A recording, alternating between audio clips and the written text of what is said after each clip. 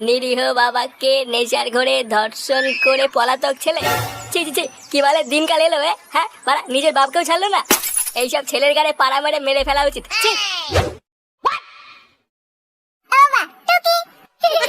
কে রে বাড়া? ও তুই তুই এখানে কি পোদ মারা ধান্দা এসেছিস? কি করে বুঝলা? তোর এই বাড়ার মতন মুখ দেখে বুঝে গেছি তো ধান্দা ভালো না।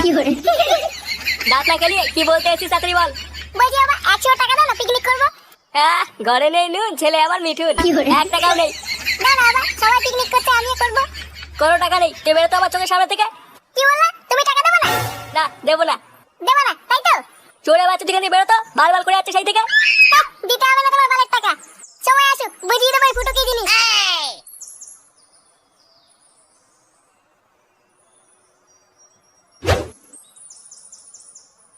হ্যাঁ গো বল্টু, তোমাদের ক্লাবে তো প্রতিবারের মতন এবার আর বিশ্বকর্মা পুজো হলো না।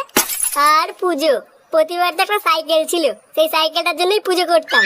কিন্তু কয়দিন আগে মাল খাওয়ার জন্য লেওড়া সেই সাইকেলটাও বেচে দিয়েছি, তাই এবার আর পুজো করা হয়নি। পল্টু, আরে তুমি এখানে?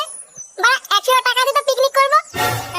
লেওড়া, এমনিতে চা খাচ্ছি বাকিতে, 100 টাকা কি মারিয়ে দেবো নাকি? দেবো না, তোদের কারো কাছে লেওড়া টাকা থাকে না। ভাবছি বলে একটা পিকনিক করবো, এ বলে আমার কাছে টাকা নেই, ও বলে আমার কাছে টাকা নেই। দূর লেওড়া।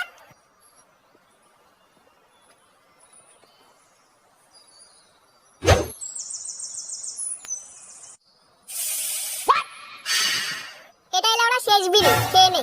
বাবার কাছ থেকে দুটো বিড়ি পুঙ্গা মেরেছিলাম, একটা সকালে পায়খানায় গিয়ে খেয়েছি, আর একটা তোর জন্য নিয়ে এসেছি।